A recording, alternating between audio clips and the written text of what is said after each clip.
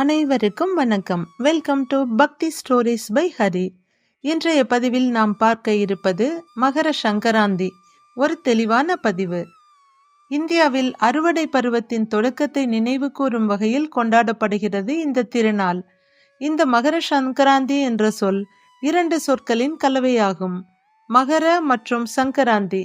இது சூரியன் ஒரு ராசியிலிருந்து மற்றொரு ராசிக்கு நகர்வதை குறிக்கிறது.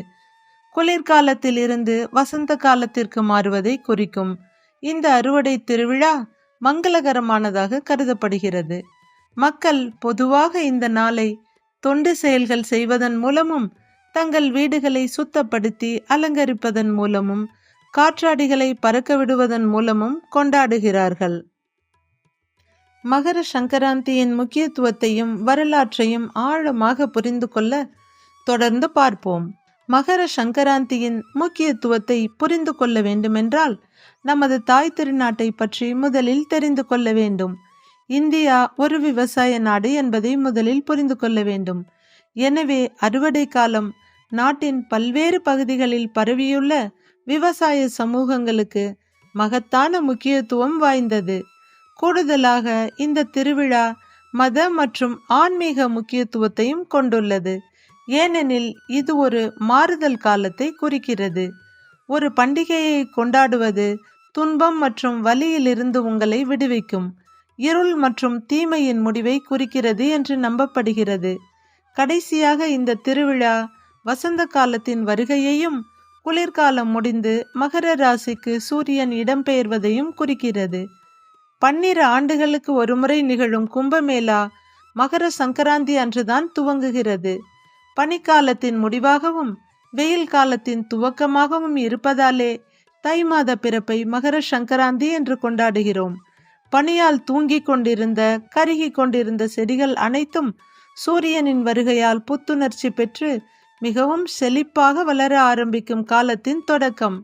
சங்கராந்தியின் மிக முக்கிய அம்சம் காத்தாடிவிடும் மரபு. பருவத்தின் மகிழ்ச்சியையும் உற்சாகத்தையும் குறிக்கும் வண்ணமயமான காத்தாடிகளுடன் வானத்தை உயிர் பெறச் செய்கின்றன. குடும்பத்தில் உள்ளவர்களும் நண்பர்களும் அக்கம்பக்கத்தினரும் வீட்டின் மேற்கூரையின் மேல் காத்தாடிவிட்டு நட்பு ரீதியான போட்டிகளில் ஈடுபடுகின்றனர். பட்டம் பறக்கும் சிலிர்ப்பில் பெருமகிழ்ச்சி அடைகின்றனர்.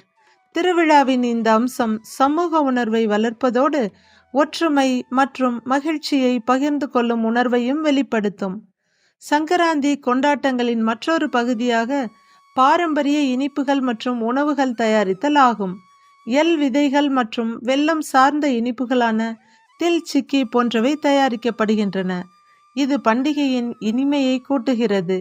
இந்த சுவையான உணவுகளை செய்வதும் பகிர்ந்து கொள்வதும் குடும்பங்களை ஒன்று கூடி உறவின் பிணைப்பினை மேம்படுத்துகிறது. சங்கராந்தி கொண்டாட்டங்கள் ஒவ்வொரு பிராந்தியத்திற்கும் வேறுபடுகின்றன. தென்னிந்தியாவில் இது பொங்கல் என அழைக்கப்படுகிறது. புது மண்பானையில் புத்தரிசியிட்டு பொங்கல் வைத்து முதல் நாள் சூரிய பகவானுக்கு நன்றி தெரிவிப்பர். வாசலில் சூரியனின் தேர் சக்கரங்களை வரைந்து சூரியனை போற்றி வணங்குவர். புது மஞ்சள், கரும்பு, இளநீர், பாலை, இளநீர் பொங்கல் என அனைத்தையும் வாசலிலே வைத்து சூரியன் உதயமாகும் போது அவருக்கு படையிலிட்டு பரவசப்படுவர். அடுத்த நாள் தங்கள் வீட்டு செல்வங்களான மாடுகளுக்கு பொங்கல் வைத்து அவற்றுக்கு ஊட்டி மகிழ்வதும் இதன் ஒரு பகுதியாகும். மாட்டுப்பொங்கல் அன்று மாடுகளை நன்கு குளிப்பாட்டி அவைகளுக்கு வண்ண திலகங்களிட்டு கொம்புகளுக்கு வர்ணம் தீட்டி மகிழ்வர். அடுத்து வர இருக்கும் ஆண்டின் செழிப்பிற்காக பக்தர்கள் இறைவனின் ஆசீர்வாதத்தை வேண்டி கோவில்களுக்கு செல்வதால் கோவில்களிலும் மக்கள் வெள்ளம் ஆர்ப்பரிக்கும். சங்கராந்தி குளிர்காலத்தின் முடிவையும் நீண்ட இதமான நாட்களின் தொடக்கத்தையும் குறிக்கிறது. சூரியனின் மாற்றம் மங்களகரமானதாக கருதப்படுகிறது. இது நேர்மறையான மாற்றம் மற்றும் புதிய தொடக்கங்களின் நேரத்தை தெரியப்படுத்துகிறது.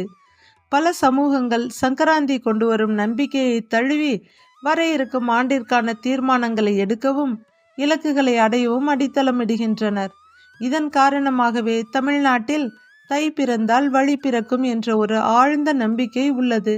முடிவாக சங்கராந்தி வெறும் பண்டிகை அல்ல, இது நமது வாழ்க்கை, இயற்கை மற்றும் சமூகத்தின் கொண்டாட்டமாகும்.